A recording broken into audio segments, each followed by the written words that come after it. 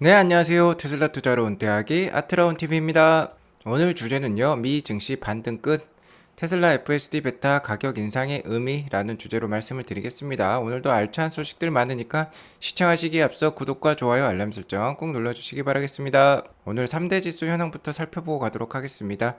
기술주가 많이 포함된 나스닥 지수의 하락이 컸습니다. 2.55% 하락을 했고요.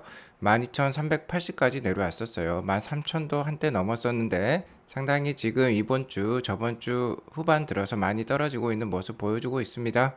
아무래도 전주에 미 연준 의원들의 매파적 발언이 지속이 됐었죠. 자, 이번 주에 잭슨홀 미팅이 예정이 되어 있는데 파월 의장도 좀 더 매파적일 전망에 힘이 실리고 있습니다. 그러면서 이렇게 금리가 스멀스멀 올라가는 모습을 보여주고 있고요. 금리가 오르면은 나스닥 성장주에 더 큰 악영향을 주게 되죠. 그래서 오늘 좀 많이 하락했다라고 볼 수 있을 것 같고요. 유가 역시 소폭 반등하는 모습 보여주었습니다. 하지만 아직도 여전히 좀 낮은 모습 보여주고 있고요. 중국이 어제 기준금리를 인하를 했죠. 자, 그래서 유일하게 증시는 상승을 했지만 다른 미국 및 선진 시장에는 별 영향이 없었고 오히려 이렇게 큰 하락이 있었습니다. 자, 오늘 나스닥이 많이 빠졌으니까 아마존, 엔비디아 같은 기술주들 많이 부진했고요. CFRA라는 증권사에서 넷플릭스 주가를 보류해서 매도로 하향을 조정하면서 넷플릭스는 6%나 넘게 하락을 했습니다. 자, 오늘 맵을 보면 잘 알 수 있죠. 대부분 뻘겋게 이렇게 피를 흘리고 있는 모습인데요. 아무래도 이렇게 주가가 크게 빠질 때는 경기 방어주라고 할 수 있겠죠. 헬스케어라든지 컨슈머 디펜시브 영역은 좀 더 연한 빨간색을 띠고 있고요. 오늘 유가도 소폭 상승했기 때문에 에너지 주식도 비교적 선방한 모습을 보여주었습니다. 테슬라 역시 2.28% 빠지긴 했지만 다른 빅테크 기업들에 비해서는 덜 빠진 모습이에요. 아무래도 이번 주 3대1 주식 분할을 앞두고 있기 때문이죠. 어제 중국의 기준금리라고 할 수 있는 LPR 금리가 결정이 되었습니다. LPR은 론 프라임 레이트의 약자고요. 대출 우대 금리라고 이렇게 직역을 할 수 있겠네요. 자, 이 기준금리가 기존엔 3.7%였는데 0.05% 내렸어요. 3.65%가 어제부로 되었고 그래프를 보면 살짝 낮아진 모습 이렇게 알 수 있습니다. 자, 그래서 제가 어제 방송 때 이러한 중국의 완화 스탠스가 미국에도 좋은 영향을 주지 않을까 했는데 웬걸 거의 좋은 영향을 하나도 주지 못했어. 오히려 큰 악영향을 주었다라고 할 수 있겠는데요. 그거는 이 금리의 인하 수준의 그 폭이 너무나도 작았기 때문이라고도 볼 수 있겠습니다. 자, 시장에 별 영향은 없을 만한 0.05%의 금리 인하가 있었기 때문에 그렇게 큰 영향은 끼치지 못했다라고 볼 수 있을 것 같고요. 자, 그게 어제 장에 잘 드러나죠. 다우, 나스닥, S&P 할 거 없이 많이 떨어졌고요. 다른 지수 역시 많이 빠졌어요. 특히 독일 같은 경우도 2.32%나 빠지면서 유럽 증시 전반적으로 좋지 못했습니다. 자, 그러한 이유는 이런 연준 의원들의 매파적인 발언이 저번 주부터 계속 지속이 되고 있기 때문이죠. 블러드 연은 총재 같은 경우는 9월 21일에 있을 금리 인상, 다음번 금리 인상도 75bp로 자이언트 스텝으로 가야 된다라고 얘기를 하고 있고요. 기존의 비둘기파적이나 중립적인 의원들 역시 매파적인 발언을 쏟아내고 있습니다. 자, 그러니까 이번 주 잭슨홀 미팅에서 파월이 연설을 할 예정에 있는데요. 이 연설에도 역시 매파적인 발언이 나올 가능성이 높아지고 있다라고 볼 수 있을 것 같아요. 이런 게 지금 시장에 전반적으로 악영향을 끼치고 있는 것으로 판단이 됩니다. 아무래도 S&P 500이나 다우 지수가 기술적으로 200일 이동 평균선에 닿으면서 충분히 하락할 수 있는 상황이었는데 이런 하락을 부추길 만한 발언들이 이어지고 있기 때문에 좀 더 하락폭이 커지고 있는 모습 우리가 알 수 있겠고요. 이번 주 목요일 25일부터 27일까지 3일간 잭슨홀 미팅이 있죠. 잭슨홀은 미국의 휴양지인데요. 1년에 한 번 연준 의원들 뿐만 아니라 다른 주요 국가 중앙은행 총재들까지 모여서 하는 연준의 연례 최대 행사라고 할 수 있겠습니다. 자, 중요한 거는 이날에도 역시 파월의 입이 되겠는데요. 파월은 26일에 연설을 할 예정에 있어요. 어쨌든 지금 파월도 난감한 상황이라고 볼 수 있겠습니다. 지금 이렇게 난감한 표정을 금치 못하고 있죠. 왜 그러냐? 인플레를 잡으려고 하니 유럽 전쟁이 아직도 지속이 되고 있죠. 그러니까 인플레 잡으려면 금리를 세게 올려야 되는데 금리를 세게 올리면 특히 유럽 같은 경우에 글로벌 경기 침체 발생 우려가 있을 수 있겠습니다. 아무래도 경제 체력이 미국보다 훨씬 약하기 때문에 미국에서 기침하면 유럽은 뭐 코로나 수준에 이르는 감기 큰 아픔을 겪을 수 있다는 것이겠죠. 실제로 러시아 우크라이나 전쟁은 아직도 지속 중에 있어요. 이 빨간색 땅이 이미 러시아가 차지한 우크라이나 영토라고 할 수 있겠고요. 여기 보시면 빨간색 점은 아직도 전쟁을 하고 있는 지역이고 이렇게 불꽃처럼 보이는 마크들은 여기에서 아직도 뭐 폭발음이 들리고 있다는 뜻입니다. 그래서 분쟁이 아직도 많이 이어지고 있다라고 볼 수 있을 것 같아요. 자, 이러니까 파월도 함부로 금리 인상 속도를 올릴 수는 없는 상황일 수도 있겠습니다. 다만 금리를 조금씩 올리든가 금리의 인상 속도를 완화하려고 하니까 사람들은 그걸 캐치해서 바로바로 주식을 사가지고 증시를 부양하고 있죠. 최근에도 2개월 연속 반등세를 보여주었던 것은 인플레가 꺾이는 모습이 나오면서 왠지 금리 인상 속도 잦아들 것 같다, 줄어들 것 같다는 시장의 기대감이 있었기 때문이겠죠. 자, 그러면 파월도 또 역으로 얻어먹을 수 있는 겁니다. 금리 인상 속도를 줄이게 되면은 인플레 잡을 생각이 있는 것이냐 없는 것이냐고 역을 얻어먹을 수 있겠죠. 아무래도 인플레가 높아지면 미국 서민들의 삶은 충분히 팍팍해질 수 있습니다. 인플레이션은 역시 자산이나 돈이 적은 서민들에게 크나큰 악영향을 줄 수 있는 게 바로 인플레이션이라고 할 수 있겠죠. 자, 미국에서 연준에서 금리 인상 속도 더 올라갈 수 있다고 하니까 유럽의 경기 체력은 더욱더 약해지는 모습이에요. 유로 달러, 그러니까 이 인덱스를 비교해 봐도 최근에 달러에 비해서 유로가 훨씬 더 약해지는 모습 계속해서 이어지고 있습니다. 추세적으로 이어지고 있고 원래는 1유로가 1.1879달러까지 갔었는데 벌써 지금 거의 20%나 하락한 유로화의 환율을 볼 수 있겠죠. 이제는 1유로가 1달러가 안 되는 수준입니다. 0.9967까지 내려왔어요. 미국이 높은 금리 인상 속도를 보이더라도 유럽은 그렇게 금리 인상 속도를 따라갈 수 없기 때문에 유로화의 가치는 더욱더 하락한다고 볼 수 있겠고요. 이는 약한 유럽 경기의 체력을 보여주는 단적인 예라고 할 수 있겠습니다. 현재 이러한 상황에서 나스닥 일봉 차트를 보자면 나스닥 일봉 차트는 오늘 121선을 하락 이탈하는 안 좋은 봉이 하나 나왔습니다. 자, 이런 모습을 보면 어느 정도 나스닥의 반등은 일단락이 됐다라고도 볼 수 있을 것 같은데요. 역시 뭐니 해도 2분의 2배 이번 주 증시 향방이 달린 것 같습니다.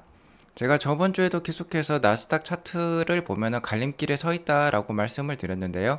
이미 이번 주 들어서 좀 하방으로 튼 모습인데 121선까지 깨면서 지금 안 좋은 상황을 연출하고 있어요. 아무래도 이번 주 엔비디아 실적 발표도 좀 안 좋게 나올 것이고 잭슨홀 미팅도 계속해서 연준 의원들의 매파적인 발언으로 인해서 기대감이 많이 떨어지고 있는 모습입니다. 다만 미국 PCE 지수는 CPI 지수가 전에 낮게 나왔기 때문에 이것도 역시 낮게 나오면서 하나의 희망이 될 수 있겠지만 가장 중요한 건 역시 2분의 2이 되겠어요. 실제로 이번 주 금요일 날 연준 파월 의장은 연설을 할 예정인데요. 이날 파월 연준 의장의 매파적인 발언이냐 비둘기파적인 발언이냐에 따라서 다음 주 증시의 향방이 어느 정도 결정이 될 것 같습니다. 아마 제 예상에는 기존과 비슷한 말을 쏟아낼 것으로 생각이 드는데요. 다른 국가들 중앙은행 총재들을 만났을 때 그 중앙은행 총재들이 금리 인상 속도 좀 완화해 달라라고 말을 많이 듣게 되면 비둘기파적인 발언을 할 수도 있겠죠. 아무래도 매파적인 연준 의원들과 비둘기파적인 스탠스를 원하는 각국 다른 중앙은행 총재들의 요구를 받을 파월도 상당히 난감한 상황에 있다라고 볼 수 있을 것 같아요. 아무튼 저는 하반기는 아직까지는 증시에 희망이 있다라고 생각하고 나스닥이 여기서 더 빠진다면 11,800 정도, 그러니까 51선이 놓여있는 11,800 정도에서 좀 버텨주면 좋을 것 같고요. 여기서 지지를 받고 다시 올라가면 좋을 것 같고 단기적으로는 201선이 놓여있는 13,400까지 한번 상승을 노려볼 수도 있겠다라고 말씀을 드릴 수 있을 것 같습니다. 어쨌든 지금은 하방의 위험이 좀 더 큰 상황이다 라고 말씀을 드릴 수 있을 것 같고요. 테슬라의 경우는 나스닥이랑 시장의 분위기와는 좀 다르죠. 오늘 비록 2.28% 하락한 869불로 마감을 했지만 8월 25일 주식 분할이 있고요. EV 크레딧 이미 승인이 되었습니다. 그리고 9월 30일 AI 데이도 있기 때문에 아직까지 기대감을 꺾기는 어렵겠다. 그래서 오늘도 밑꼬리를 길게 단 차트가 나오고 있어요. 그러니까 가격이 내려가면 사주는 사람이 아직 많다라고 저는 생각을 하고 있고요. 여기서 많이 하락해도 51선에 놓여있는 한 780불 선에서 지지를 받을 수 있을 것 같고요. 짧게는 121선에 놓여있는 830불 수준에서 버텨주고 다시 재차 상승하면 좋을 것 같습니다. 저는 어쨌든 하반기에요. 올해 연말까지는 그래도 현재 3대1 주식 분할 전 가격, 현재 가격 기준으로 한 1050불까지는 올라야 되지 않겠느냐라고 보고는 있습니다.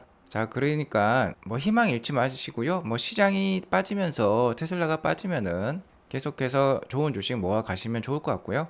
이를 뒷받침할 수 있는 것은 역시 실적이라고 볼 수 있겠습니다. 실적 알패 장사 없다고 했죠. 아무리 시장이 안 좋더라도요. 실적이 좋은 기업들은 꾸준히 상승하기 마련입니다. 아니면 시장과 함께 흘러내리더라도 시장이 반등할 때 가장 먼저 크게 앞서서 상승하는 게 바로 실적이 좋은 주식들이 되겠죠. 상하이 폐쇄로 인해서 2분기에 글로벌 섹시죠. 자, 테슬라의 모델 S, 모델 3, 모델 X, 모델 Y는 배송이 감소했었습니다. 바로 이때죠. 약 25만 5천 대를 판매하면서 2분기에는 약했지만 3분기, 4분기로 갈수록 이렇게 커다란 상승 보여줄 것으로 생각을 하고요. 가까운 미래, 그러니까 향후 한 3, 4년 동안에 이렇게 괄목할 만한 성장을 매 분기마다 보여줄 것으로 생각이 되고 있습니다. 자, 이렇게 자동차 배송이 많아지면 당연히 실적은 크게 상승한다라고 볼 수 있겠고요. 여기에 더불어서 AI 자율주행에 테슬라 복까지 있죠. 옵티머스 프로젝트까지 있으니까 계속해서 테슬라 투자하시면 좋을 것 같고요. 실제로 이러한 배송 수치를 증명해 주고 있는 게 바로 테슬라라고 볼 수 있겠습니다. 기가 베를린은 12월에 3교대 근무 계획 중이라고 제가 말씀을 드렸죠. 자, 이렇게 되면 주당 5,000대 모델 Y 생산 능력에 도달을 하게 됩니다. 현재는 1,500대 주당 생산 능력을 보여주고 있는데 이게 연말에 주당 5,000대가 되면요. 연간 26만 대 생산 캐파에 이르게 되고 내년에는 연간 52만 대 생산 캐파가 되게 됩니다. 자, 내년 말에 주당 1만 대 차량 생산을 목표로 하고 있기 때문에 1년은 52주니까 52만 대 생산 캐파가 내년 말에 달성을 할 수 있을 것 같고요.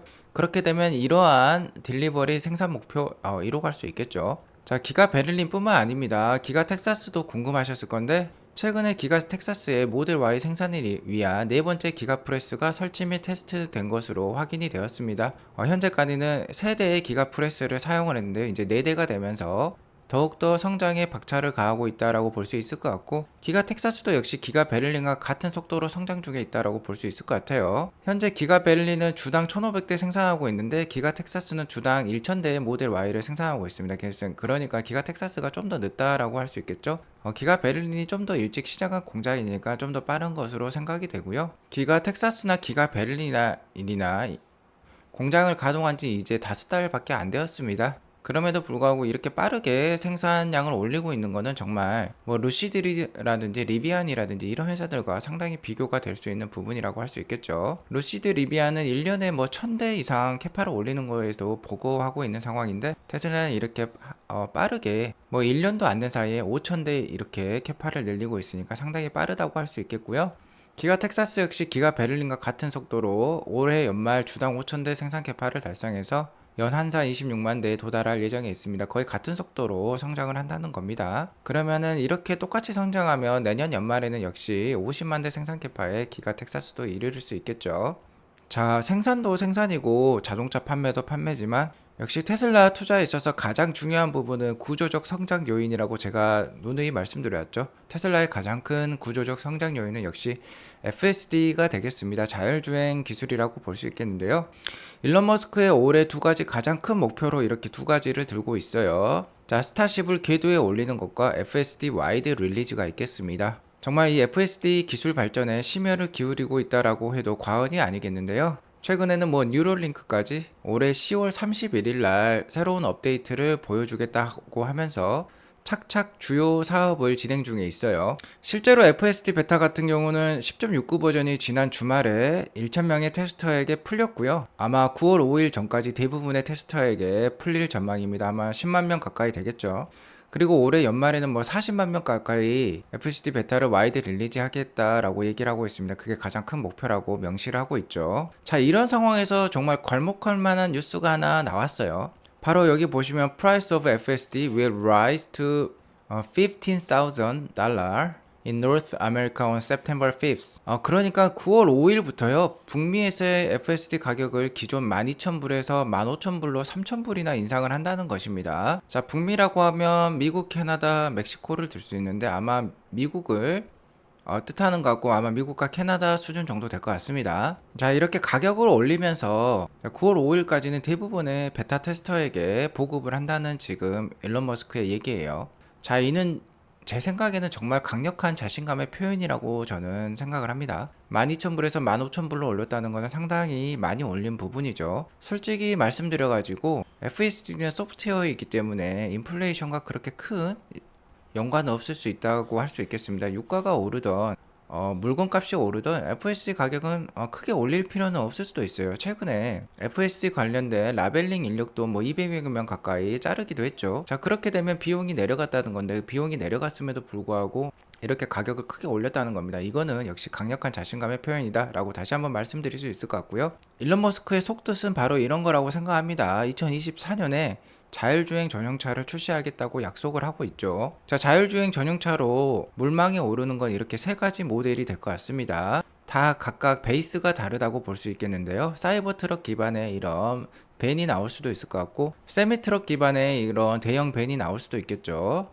아니면은 25,000불짜리 차량 있죠. 이 차량이 핸들이 없이 싸게 나올 수도 있을 겁니다. 그러니까 이 차량을 사신 분이나 이 차량을 산 플릿 업자들은 계속해서 FSD 비용만 지불하면 되는 것이겠죠. 자, 그래서 이러한 가격 인상은 정말 이러한 것들이 지켜질 가능성이 상당히 높아졌다라고 저는 결론적으로 말씀을 드릴 수 있을 것 같습니다. 그러니까 테슬라 투자 계속 해야 되겠죠. 실제로 어제도 제가 영상을 보여주었지만 10.69로 오면서 상당히 주행이 부드러워졌고요. 인간처럼 이제 주행을 할 수 있겠다라는 게 느껴지고 있습니다.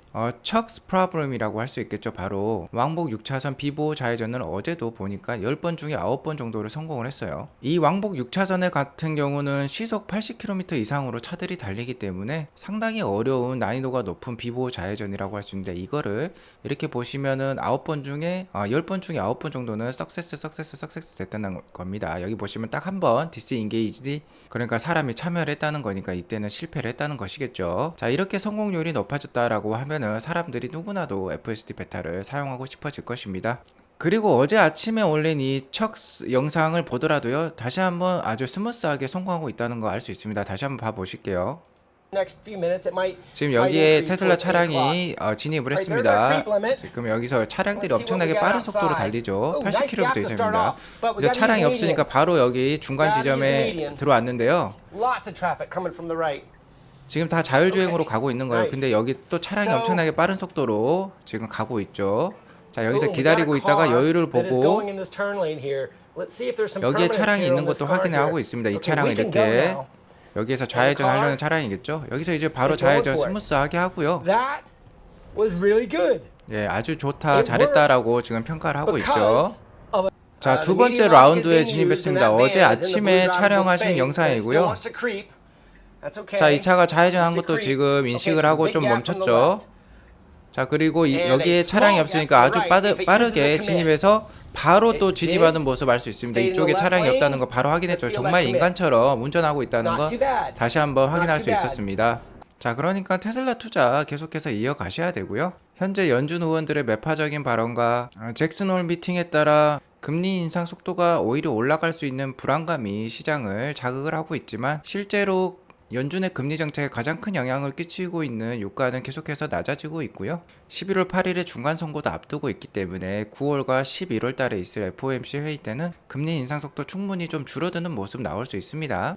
그렇기 때문에 이러한 시장 상황을 종합해 보건대, 물론 단기적으로 부침이 있을 수 있지만 테슬라는 너무나도 잘하고 있고 하반기에 매크로 상황도 충분히 나아질 수 있는 여지가 있기 때문에 지금 증시를 떠나서는 안 된다라고 생각을 하고요. 테슬라와 같은 구조적 성장주로 대비를 하시면 좋을 것 같습니다. 다시 한번 말씀드리자면, 많이 하락해도 한 780불에서는 테슬라가 지지를 보여줄 것 같고, 여기서 짧게 하락하면 830불 정도에서 마치고 다시 한번 반등을 보여줄 수도 있겠다라고 말씀을 드릴 수 있을 것 같아요. 이러한 좋은 호재들이 있기 때문이죠. 자, 3대1 주식 분할이 코앞으로 다가왔습니다. 가슴이 뜨거워지는 순간이죠. 우리는 이러한 주식 분할을 앞으로 10년간 무던히 많이 만날 수 있을지도 모르겠습니다. 이런 상황에서 다시 한번 말씀드리자면, 머리는 차갑게 하면서요, 천천히 좋은 주식 잘 모아가시면 좋을 것 같습니다. 제가 계속해서 도움을 드리도록 할게요. 오늘 방송이 도움이 되었으면 구독과 좋아요, 알람 설정 꼭 눌러주시기 바라겠고요. 자, 오늘도 좋은 하루 되시기 바라겠습니다. 지금까지 시청해주셔서 감사합니다.